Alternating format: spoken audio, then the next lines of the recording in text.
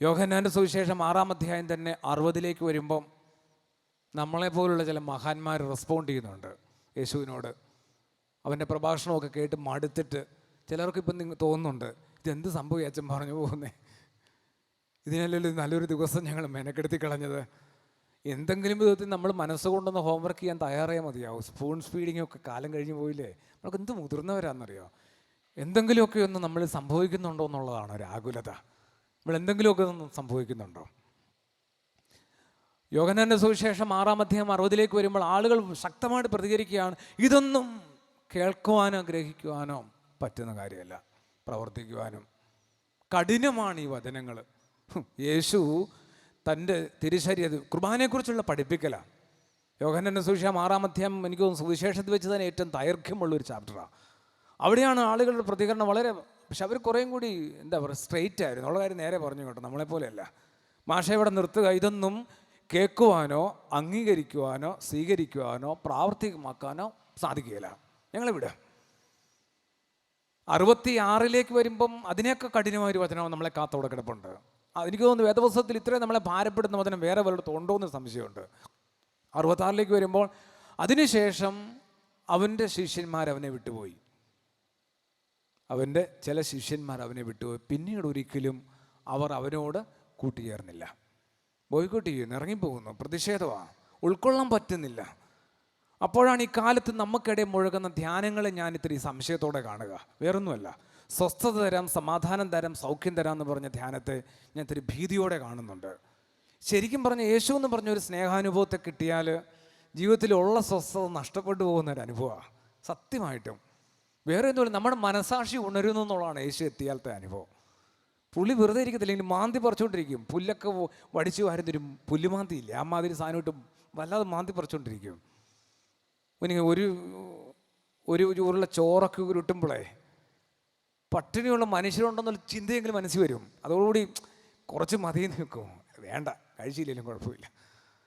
അപ്പോൾ യേശു എന്ന് പറഞ്ഞൊരു അനുഭവം ജീവിതത്തിലേക്ക് വരുമ്പോൾ ശരിക്കും പറഞ്ഞാൽ സ്വസ്ഥതയല്ല നമുക്ക് കിട്ടാൻ പോകുന്നത്, ഒരു അസ്വസ്ഥതയാണ്. അസ്വസ്ഥതയ്ക്കകത്തൊരു സ്വസ്ഥത ഉണ്ടെന്നുള്ളതാണ് അതിന് ശേഷമുള്ള അനുബന്ധ സുവിശേഷം. പറഞ്ഞു വന്നത് ഒന്ന് ഓർമ്മപ്പെടുത്തിയാൽ, പാത്രം ഒരുപാടുണ്ട് വിളക്കിന് മീതെ. വിളക്ക് കെട്ടോന്നോ വിളക്ക് തന്നെ ഇപ്പോൾ ഉണ്ടോയെന്നോ നിശ്ചയമില്ല. ക്രിസ്മസ് തരുന്ന, പുതുവത്സരം തരാൻ സാധ്യതയുള്ളൊരു ഊർജം കൊണ്ട് ആ വിളക്കിനെ ഒന്ന് മോചിപ്പിക്കുക. ക്രിസ്തു എന്ന വിളക്കിനെ നമ്മൾ തിരികെ ഒന്ന് പ്രതിഷ്ഠിക്കുക, ജ്വലിപ്പിക്കുക. അപ്പോൾ നമുക്ക് വെളിപ്പെട്ട് കിട്ടും, അപ്പം ആയിരുന്നില്ല, അപ്പോൾ ഒരു ചെറിയ ഭാഗം മാത്രമാണ്. അപ്പം തന്ന ഉടയവൻ്റെ ഇടപെടലാണ് വലുത്. 4.5 വയസ്സുള്ളൊരു കൊച്ച് എൻ്റെ അപ്പൻ നിലവിളിച്ച് പറഞ്ഞൊരു കാര്യം രസകരമായിട്ട് ആദ്യം തോന്നിയത്. 4-5 ദിവസം ഒരു വീടിനെയും നാടിനെയും ഒക്കെ വല്ലാതെ ഭാരപ്പെടുത്തി. അവൾ ഉറങ്ങുമ്പോഴും കണ്ണ് തുറന്നിരിക്കുക. കണ്ണൊക്കെ തുറന്ന് ഉറങ്ങുന്നൊരു കുഞ്ഞിനെ സങ്കല്പിക്കുക, കുഞ്ഞിനെയല്ല മുതിർന്നവരെ സങ്കല്പിച്ച ഭീകര രൂപം കേട്ടോ. ചെന്ന് കണ്ടപ്പോൾ സത്യം പറഞ്ഞാൽ ആദ്യം തോന്നിയത് ബെഡിൽ കിടക്കുന്ന കൊച്ച് ജീവൻ പോയി കിടക്കുകയെന്നാണ് തോന്നിയത്. ഞെട്ടൽ കണ്ട് അപ്പം പറഞ്ഞു, അച്ഛൻ പേടിക്കണ്ട, ഒന്നും സംഭവിച്ചിട്ടില്ല, അവൾ ഉറങ്ങുക. 4 ദിവസം എന്തെന്നറിയില്ല. 5-ാം പോക്ക് നേരെയാണ് കേട്ടോ. ഞാൻ ചിന്തിച്ച മറ്റൊരു കാര്യമാണ്, ദൈവമേ ഉറങ്ങുമ്പോൾ കണ്ണൊക്കെ കിടക്കുക എന്ന് പറയുന്നത് മുകളിലുള്ള ഒരാൾ റിമോട്ട് ഞെക്കുന്നതിൻ്റെ ഫലമല്ലേ. ഇതുവരെ ഓർക്കാതിരി 39 കൊല്ലം ജീവിച്ചു പോയില്ലേ ഞാൻ. രാവിലെ ഉണരുമ്പോൾ കണ്ണും തുറക്കുക എന്ന് പറയുന്നതും മുകളിലുള്ള പുള്ളി നിശ്ചയിക്കുന്നതിൻ്റെ ഫലമാണ്. അപ്പം നമ്മൾ വെറുതെ നമ്മുടെ ശരീരത്തിൻ്റെ ഒരു ബയോളജി ഒന്ന് മെഡിറ്റേറ്റ് ചെയ്താൽ മതി, ഭയങ്കരമായ സ്നേഹം ഉണ്ടാകും പുള്ളിയോട് നമുക്ക്. ഇതേപോലെ തന്നെ അനുഭവം 9-ാം ക്ലാസ്സിൽ പഠിക്കുന്ന പെൺകുട്ടിക്കുണ്ടായി. 9-ാം ക്ലാസ്സിൽ പഠിക്കുന്നത് ക്ലാസ് വിടാറായ നേരത്തെ ടീച്ചർ പറഞ്ഞൊരു തമാശ. എല്ലാവരും ചിരിച്ചു, ടീച്ചറും ചിരിച്ചു. പെൺകുട്ടികൾ മാത്രമുള്ള ക്ലാസ്, 9-ാം ക്ലാസ്. ഒരു കൊച്ചിന് ചിരി നിർത്താൻ പറ്റിയില്ല. 6 ദിവസം കേരളത്തിലെ ഒട്ടുമിക്ക ആശുപത്രിയില്ല കൊച്ചിനെ കൊണ്ട് പോയി. ചിരിച്ചുകൊണ്ടിരിക്കുന്ന പെങ്കൊച്ചെന്നല്ല ആരായാലും ഭീകര രൂപമാണെന്ന് ഞാൻ തിരിച്ചറിഞ്ഞു. 6-ാം പൊക്കോ 7-ാം പൊക്കോ നേരെയായി. എന്താ സംഭവിച്ചെന്ന് ഒരു കുഴപ്പമില്ല കേട്ടോ. അപ്പോൾ എനിക്ക് മനസ്സിലായി, ഒരു ചിരി തുടങ്ങിയാലും ദൈവത്തെ ഒന്ന് വിളിക്കണം, ഇത് സമയമാകുമ്പോഴെങ്കിലും ഒന്ന് അവസാനിപ്പിക്കേണ്ടേ ഇത്, അല്ലെങ്കിൽ ഈ പറയുന്ന വലിയ ഭംഗിയൊന്നും അതിനില്ല. അപ്പോൾ ഏത് കാര്യത്തിനും നമുക്ക് വലിയ അവകാശവാദം ഉന്നയിക്കാൻ പറ്റുക. അപ്പോഴാണ് നമ്മൾ പരിചയപ്പെട്ട വചനം കുറേയും കൂടി കൃത്യമാകുന്നത്. കൊരിന്ത്യർ സഭയ്ക്ക് എഴുതിയ 1-ാം ലേഖനം 4-ാം അധ്യായം 7, നിനക്ക് എന്ത് പ്രത്യേക മഹാത്മ്യമാണുള്ളത്, എല്ലാം ദാനമായിരിക്കെ നീ ഇതെല്ലാം നിൻ്റെ കഴിവിൻ്റെ, ശ്രേഷ്ഠതയുടെ, സൗന്ദര്യത്തിൻ്റെ, സമ്പത്തിൻ്റെ, അധ്വാനത്തിൻ്റെ, സാമർഥ്യത്തിൻ്റെ, ഗൂഢതന്ത്രങ്ങളുടെ, പാരമ്പര്യത്തിൻ്റെ, അധികാരത്തിൻ്റെയൊക്കെ ബലമെന്ന് എണ്ണുന്നത് എന്തൊരു മണ്ടത്തരമാണ്. അത്രയും മതി, അത്രയൊന്ന് വീണ് കിട്ടിയാൽ മതി, രക്ഷപ്പെടും. നമുക്ക് അവസാന ഭാഗത്തേക്കൊന്ന് പ്രവേശിച്ചാൽ, ഇത്തരം ഒരു വെളിച്ചം കിട്ടുന്ന ഒരാൾക്ക് അത് അപ്പം കൊണ്ട് മാത്രമായിരുന്നില്ല ഞാനെന്നത്, മറിച്ച് തമ്പുരാൻ്റെ കരുതൽ, തമ്പുരാൻ്റെ കരുണയൊക്കെ ആയിരുന്നു. ഒരു കാവലുണ്ടായിരുന്നു ഞാൻ പോലും അറിയാതെ. പ്രളയമുണ്ടായി, നോഹയും കുടുംബം പെട്ടകത്തിൽ കയറി. നമുക്കറിയാം കാര്യങ്ങളൊക്കെ, ഒരു ഫിലിമിനകത്ത് കാണുന്ന പോലെ നമുക്കൊന്ന് ഇമാജിൻ ചെയ്ത് എന്ത് മനോഹരമാണ്. 40 ദിവസത്തോളം രാവും പോലും വെള്ളം മഴ പെയ്തു, പെട്ടകം ഇങ്ങനെ ഒഴുകിക്കൊണ്ടിരുന്നു. ഉൽപ്പത്തിയുടെ പുസ്തകം 8-ാം അധ്യായത്തിലേക്ക് കയറുമ്പോൾ ഞെട്ടിപ്പോകുന്നുണ്ട്. 38-ൻ്റെ ആരംഭം. ഇവിടെ ഒരു ചെറിയ വചനങ്ങളുണ്ട്. എന്താണ്? ദൈവം നോഹിനെയും കുടുംബത്തെയും ഓർത്തു. തിരിച്ചല്ല കേട്ടോ, നോഹും കുടുംബം ദൈവത്തെ ഓർത്തൊന്നുമല്ല, ദൈവം നോഹിനെയും കുടുംബത്തെ ഓർത്തു. വല്ലാത്തൊരു ആശ്വാസം നമുക്ക് കിട്ടേണ്ടതാണ്. എന്ന് വെച്ചാൽ എന്നെയും ഓർക്കുന്നുണ്ട് പുള്ളി. ഞാൻ ഓർക്കാത്തത്, എനിക്കാണ് താല്പര്യമില്ലാത്തതും നേരമില്ലാത്തതും തിരിച്ചറിവില്ലാത്തതും ഒക്കെ. അപ്പോൾ അപ്പം കൊണ്ട് മാത്രമായിരുന്നില്ല, ആ ഒരു കരുതലും കരുണയും കൊണ്ടാണ് ഇത്രത്തോളം ഒക്കെ എത്തിയെന്ന് തോന്നിയ നമുക്ക് അതിൻ്റെ അടുത്ത ഭാഗത്തേക്ക് പ്രവേശിക്കാം. അതിതാ, വാക്കുകൊണ്ട് മാത്രം ഇനി ദൈവം പ്രസാദിക്കുമെന്ന് എനിക്ക് തോന്നുന്നില്ല കേട്ടോ. ഈ ഒരു പ്രഭാഷണങ്ങൾ കൊണ്ട് ഒന്നും കൊണ്ടും വാക്ക് വേണ്ടെന്ന് വെക്കാനല്ല ഞാൻ പറയുക. വാക്കുകൾക്കപ്പുറത്തോ വാക്കുകൾക്കൊപ്പമോ ഒക്കെ പ്രവൃത്തി കൊണ്ടുകൂടി ദൈവത്തെ പ്രസാദിപ്പിക്കണം. അതൊന്നും ഉൾക്കൊള്ളാൻ ശകലം സമയമെടുക്കും. വാക്കുകൾ കൊണ്ട് മാത്രം എനിക്ക് തോന്നുന്നില്ല ദൈവം പ്രസാദിക്കുമെന്ന്. 2017 ആകാറായില്ലേ? അപ്പം ദൈവം ഇത്തിരിയെങ്കിലും നമ്മൾ പ്രവൃത്തി ആവശ്യപ്പെടുന്നുണ്ട്. എന്ന് വെച്ചാൽ മദർ തെരേസ അമ്മയാകാനായിട്ട് അത്ര എളുപ്പമല്ല, അല്ല. ഫാദർ ഡാമിയനാകാൻ എളുപ്പമല്ല. സോഷ്യൽ സർവീസിലേക്ക് എടുത്തിയാടാനായിട്ട് ഒരു ആഹ്വാനം പറയാനും ഞാൻ ആളല്ല.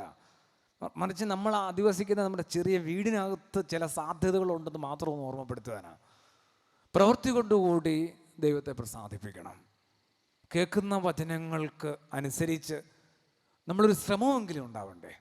നമുക്ക് പറ്റുന്ന കാര്യങ്ങൾ മാത്രം നമ്മളൊന്ന് പറഞ്ഞു തുടങ്ങുന്നത് നല്ലതാണ്. എപ്പോഴും നമ്മളെക്കൊണ്ട് ഒരു വിധത്തിൽ പറ്റാത്ത കാര്യങ്ങൾ നമ്മൾ പറയാതിരിക്കാനെങ്കിലും ശ്രമിക്കണ്ടേ? കുറേയും കൂടി അവനവനോട് സത്യസന്ധത പുലർത്താനായിട്ട് പറ്റണ്ടേ? ജീവിതത്തിൽ കിട്ടുന്ന ഒരു ഭാഗ്യം, ഒരുവിധം ചെറുപ്പക്കാർ കുറേ സുഹൃത്തുക്കളുണ്ട്, 15 വയസ്സിനും 30 വയസ്സിനും ഇടയിലുള്ളവർ. കുറേയും കൂടി സത്യസന്ധരൻ മുതിർന്നവരെക്കാൾ. വേറൊന്നും കൊണ്ടല്ലേ. ഇപ്പം എന്നോട് നിങ്ങളാരും ചോദിക്കുക, ഏതോ ബൈബിൾ വായിച്ചിട്ട്, ബൈബിൾ ഒടുവിൽ വായിച്ച എപ്പോഴാണെന്ന് ആരെങ്കിലും ചോദിച്ചാൽ ഞാൻ പറയും, ഇപ്പം അങ്ങോട്ട് വായിച്ച് മാറ്റി വെച്ചല്ലേ ഉള്ളൂ.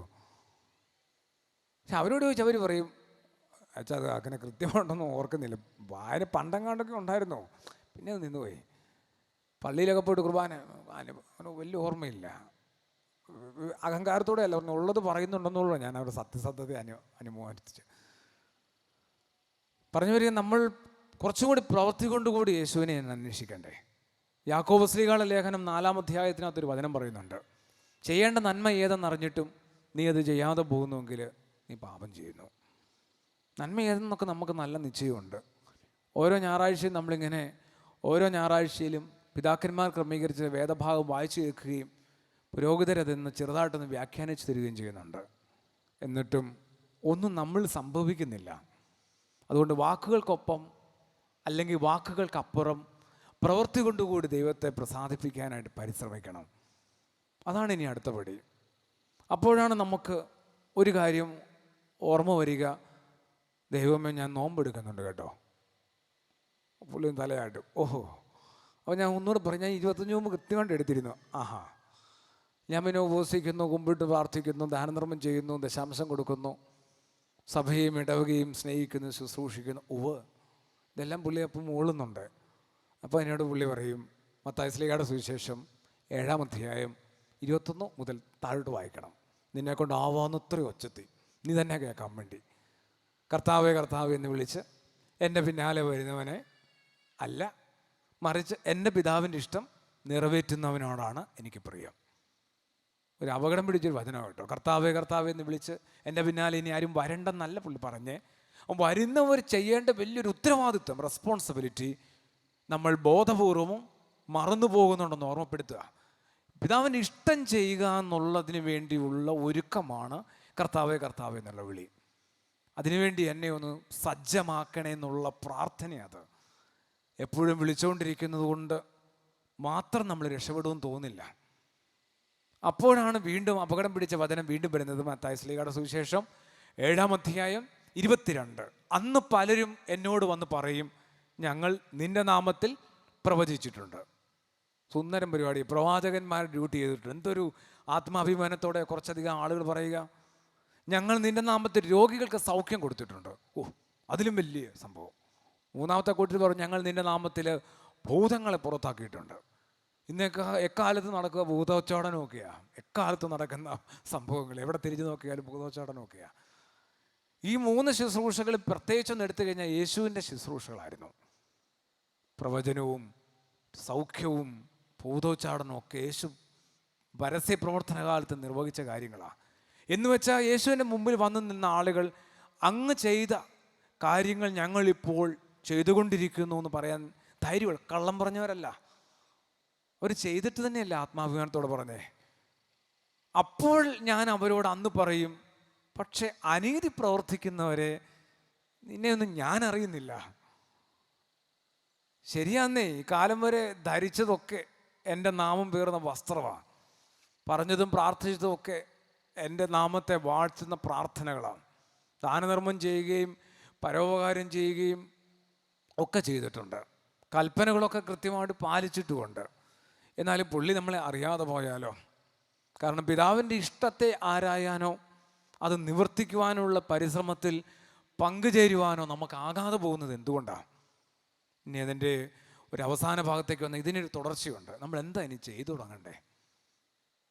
വല്ലാത്തൊരു ഭാരമുണ്ട്. യോഹന്നാൻ സ്നാപകൻ്റെ പ്രഭാഷണമൊക്കെ കേട്ട് കഴിഞ്ഞപ്പോൾ കേട്ട ആളുകൾ ചോദിച്ചു, ഞങ്ങൾ എന്ത് ചെയ്യണം? ഞാൻ ഈ ഒരു മേഖലയിൽ വൻ പരാജയമാണെന്ന് തോന്നാൻ കാര്യം, എവിടെയെല്ലാം പോയി പ്രസംഗിച്ചിട്ടും ആരും ഇതുവരെ എൻ്റെ അടുത്ത് ചോദിച്ചിട്ടില്ല ഞാനിനി എന്ത് ചെയ്യണം. അതുപോലെ തന്നെ എനിക്കൊരു മുട്ടൻ ആഗ്രഹമുണ്ട്, സ്നാപയോഹന്നാനെ പോലെ പ്രഭാഷണം ആരംഭിക്കണം, സർപ്പസന്തതികളെന്നൊക്കെ വിളിച്ച്. അത് ഇതുവരെ എനിക്ക് പറ്റിയിട്ടില്ല. എനിക്ക് വന്ന് നിന്ന് കഴിഞ്ഞാൽ ഭയങ്കര സ്നേഹമോ എന്നെ കേൾക്കാൻ വരുന്നവരുടെ മുഴുവൻ. പിന്നെ അവരെ എങ്ങനെയൊക്കെ എനിക്ക് സന്തോഷിപ്പിക്കുകയോ തൃപ്തിപ്പെടുത്തുകയോ രോമാഞ്ചം അണിയിക്കുകയോ ചെയ്യാനുള്ള പരിശ്രമത്തിലാണ് ഞാൻ. തമാശയൊക്കെ പറയുന്നത് പോലും മാതാവിനോട് തിരികെ എത്തിച്ചേക്കാന്നുള്ള പ്രാർത്ഥനയില്ല, നിങ്ങളൊന്ന് ചിരിച്ചേക്കണേ, നിമസ്സിൽ അയക്കണേ എന്ന് പ്രാർത്ഥിച്ചിട്ടാണ്. ഓർത്തു നോക്കി, എവിടെ കിടക്കുന്നു സുവിശേഷവും, എവിടെ കിടക്കുന്നു എൻ്റെ പ്രഭാഷണവും? പറഞ്ഞു വരിക, ഇനി എന്ത് ചെയ്യണമെന്നുള്ളതാണ് അന്വേഷിക്കേണ്ട കാര്യം.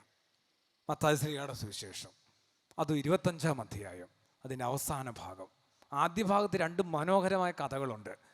ഒന്ന് സ്വർഗരാജ്യത്ത് മണവാളിനെതിരേപ്പാനായിട്ട് ദീപേഷ്ടികൾ കത്തിച്ചുകൊണ്ട് നിന്ന 10 കന്യകമാരുടെ കഥ. എത്ര മനോഹരമാണ്! സ്ത്രീകളുടെ ശവസംസ്കാര ശുശ്രൂഷയ്ക്കായിട്ട് പിതാക്കന്മാർ ക്രമീകരിച്ചിട്ടുണ്ട്. രണ്ടാമത്തെ കഥ താലന്തിൻ്റെ കഥയാണ്. രണ്ടും ഒന്ന് വായിച്ചു വിട്ടേര്, എവിടെയെങ്കിലുമൊക്കെ ഒന്ന് കൊള്ളും ഉറപ്പാ. വിളക്ക് കെട്ടുന്നും അന്ധകാരത്തിലായെന്നും ഒക്കെ ഓർക്കുമ്പോഴും അവൻ തന്ന താലന്ത് മണ്ണിനടിയിൽ എന്തൊരു അലസതയോട് അഹങ്കാരത്തോടെ കുഴിച്ചിട്ടു എന്നൊക്കെ നമുക്കൊന്ന് ഓർക്കാം. പ്രത്യേകിച്ച് ഒരു വർഷമൊക്കെ തീർന്ന് മറ്റൊന്ന് ആരംഭിക്കുന്ന നേരത്ത്. അതും കഴിഞ്ഞാണ് ലെസൺ കുറേയും കൂടി സീരിയസ് ആകുന്നത്. അവിടെ യേശു തൻ്റെ മുമ്പിലുള്ള ജനത്തെ 2ആയിട്ട് തിരിക്കുകയാണ്. അതൊരിക്കലും യാക്കോബായി ഓർത്തഡോക്സ് എന്ന് പറഞ്ഞല്ല, പുരുഷനെന്നോ സ്ത്രീയെന്നോ പറഞ്ഞല്ല, പണ്ഡിതനെന്നോ പാമരെന്നോ പറഞ്ഞല്ല, പിന്നെ മാമോദീസ മുങ്ങിയവരും മുങ്ങാത്തവരും പറഞ്ഞല്ല, ഒന്നുമല്ല. അതാണ് ഏറ്റവും വലിയ അപകടം പിടിച്ചൊരു സംഭവം. നമ്മൾ ഓരോരുത്തരും അത്തരം ഒരു പരീക്ഷണത്തെ കൂടി നേരിടേണ്ടി വരും. ഒരു എഴുത്ത് പരീക്ഷയാകാനൊരു സാധ്യതയുണ്ട് കേട്ടോ. അതേ എല്ലാവരും ഒരു ഫൈനൽ എക്സാം എഴുതേണ്ടി വരും, ഭൂമിയിലെ മുഴുവൻ മനുഷ്യരും. ഞാനീ പറഞ്ഞ ഒരു ഭേദഗതിയോ കാറ്റഗറിയിലോ ഉൾപ്പെടുത്താതെ മുഴുവൻ മനുഷ്യരും നമുക്ക് ബാധകമാകുന്നൊരു ഫൈനൽ എക്സാം ഉണ്ടാവും. 2000 കൊല്ലം ഏകദേശം മുമ്പ് പുള്ളി 6 ചോദ്യങ്ങൾ എഴുതിയ ക്വസ്റ്റ്യൻ പേപ്പർ തന്നിട്ടും പോയെന്നുള്ളതാണ് ഏറ്റവും വലിയ മണ്ടത്തരം പുള്ളി കാണിച്ചത്. ചോദ്യ പേപ്പർ നേരത്തെ തന്നിട്ട് പോയി മാഷ്. 6 ചോദ്യങ്ങളേ ഉള്ളൂ. റാങ്കൊന്നും മേടിക്കണ്ട.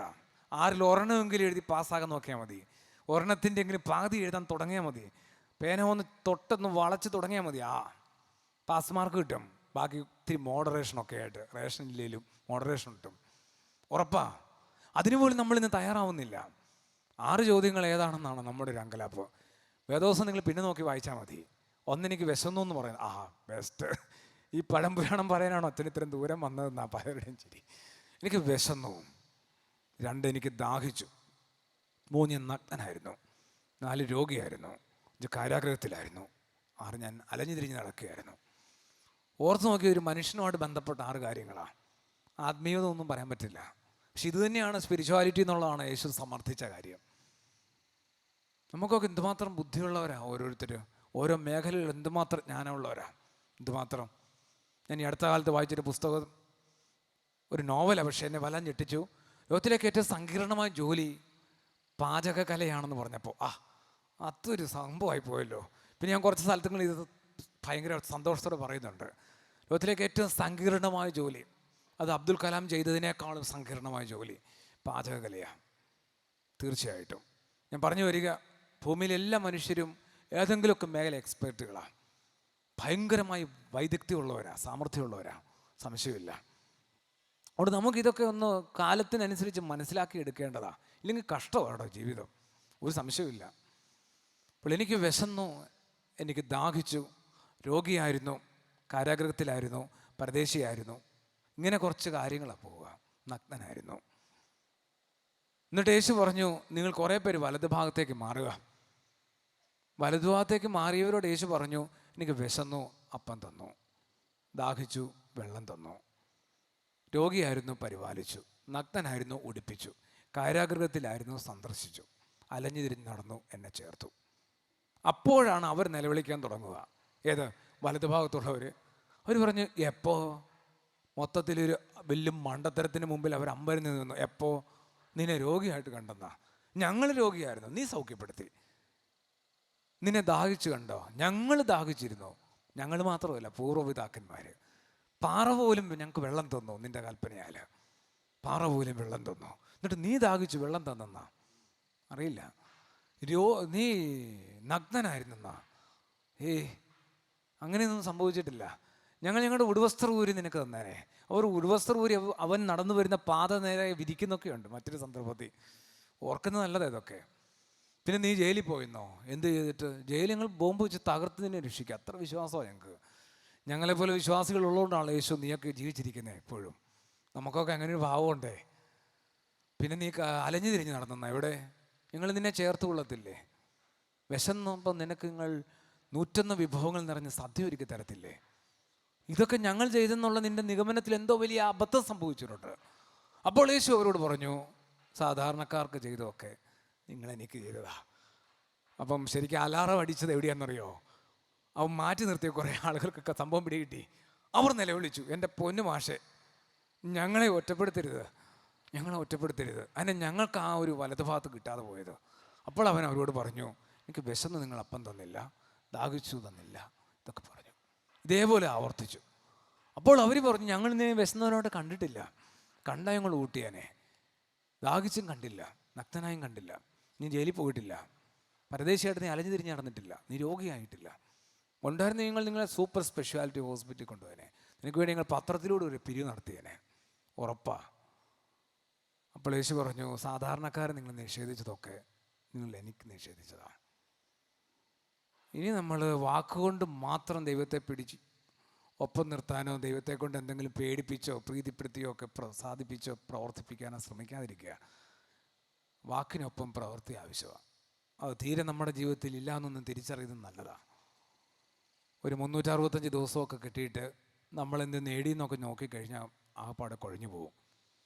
ഞാനൊരു 2 ദിവസത്തെ ട്രെയിൻ യാത്രയ്ക്ക് എറണാകുളം റെയിൽവേ സ്റ്റേഷൻ എത്തിക്കഴിഞ്ഞപ്പം ഇങ്ങനെ പതിവായിട്ട് വാങ്ങുന്ന കുറേയധികം മാസികകൾ ഇങ്ങനെ മേടിച്ചു വായിക്കണം. യാത്രക്കിടയിൽ മറച്ചു പോയപ്പോൾ ഇഷ്ടപ്പെട്ട കവി കൽപ്പറ്റ നാരായണ മാഷ് ഒരു കവിത, ഇതെനിക്ക് വേണ്ടി പുള്ളി ഇത്തവണ എഴുതിയതാണ്, ഉറപ്പിച്ചു. വണ്ടി നീങ്ങി തുടങ്ങില്ല, അതിന് മുമ്പേ വായിച്ചു. 4 വരി വായിച്ചപ്പോൾ തൊണ്ണ വലിയൊരു മുള്ളു വന്നുകൊണ്ടു. വേറൊന്നുമല്ല, അതിങ്ങനെയായിരുന്നു. നേരമാകുമ്പോൾ വെറുതെ പുറകോട്ട് മറിഞ്ഞു വീണ് തീരാനുള്ളവളാണ് അവളെന്ന് അവൻ അറിഞ്ഞിരുന്നെങ്കിൽ ഇലയിട്ട് ഉച്ചയ്ക്ക് ചോറുണ്ണാൻ വിളിച്ചപ്പോൾ അവൻ പിണങ്ങി പോകാതിരിക്കുമായിരുന്നില്ല. 4 വരി വായിച്ചപ്പോൾ എൻ്റെ ജീവൻ പോയി കേട്ടോ. കാരണം ഒരു ചെറിയ പിണക്കത്തിലാണ് ഞാൻ, പിണക്കത്തേക്കാൾ പ്രതി ചെറിയ ദേഷ്യത്തിലാണ് ഞാൻ ഇറങ്ങിയതേ. അല്ല, ഒന്നും കൂടെ ഒന്ന് വായിച്ചു. നേരമാകുമ്പോൾ വെറുതെ പുറകോട്ട് മറിഞ്ഞു വീണ് തീരാനുള്ളവളാണ് അവളെന്നറിഞ്ഞിരുന്നെങ്കിൽ ഇലയിട്ട് ഉച്ചയ്ക്ക് ചോറുണ്ണാൻ വിളിച്ചപ്പോൾ അവൻ പിണങ്ങി ഉണ്ണാതിരിക്കുകയില്ലായിരുന്നു. നിശബ്ദതയെക്കുറിച്ച് പറയാൻ മരിച്ചവർക്ക് മാത്രമേ അവകാശമുള്ളൂ. ദൈവത്തെക്കുറിച്ച് പറയാനും കോമായിട്ടിട്ട് ഇവിടെ എഴുതുന്നുണ്ട്. നിശബ്ദതയെക്കുറിച്ച് പറയാനേ മരിച്ചവർക്ക് മാത്രമേ അവകാശമുള്ളൂ, പിന്നെ ദൈവത്തെക്കുറിച്ച് പറയാനും. ഇതൊന്നും എന്തൊരു വിശ്വാസത്തിൽ നിന്ന് രൂപപ്പെട്ടതാണ്. പറഞ്ഞു വരിക, ഒരു വർഷം തീരുക, 365 ദിവസമൊക്കെ തീരുക. എന്താ അവശേഷിച്ചത്? പ്രാഞ്ചിയേട്ടൻ ആൻഡ് സെയിൻ്റ് എന്നുള്ള ചലച്ചിത്രം ഇടയ്ക്കിടയ്ക്കൊക്കെ ക്രിസ്ത്യാനികളൊന്ന് കാണുന്ന നല്ലതാണ്, ബോധപൂർവം. ഒരു സറ്റയറാണ് നമുക്കെതിരെ ഒന്നാന്തരം ഒരു സംഭവമാണ്. അതിനകത്ത് അരിക്കച്ചവടക്കാരൻ നമ്മളെപ്പോൾ ഒന്നൊന്നാന്തരം ഒരു ഫ്രാൻസിസ് പ്രാഞ്ചിയേട്ടൻ ഇങ്ങനെ സ്വന്തം മരണം മനസ്സിലിങ്ങനെ വിഭാവനം ചെയ്യുന്നൊരു സീനുണ്ട്. എത്ര മനോഹരമെന്നറിയാം.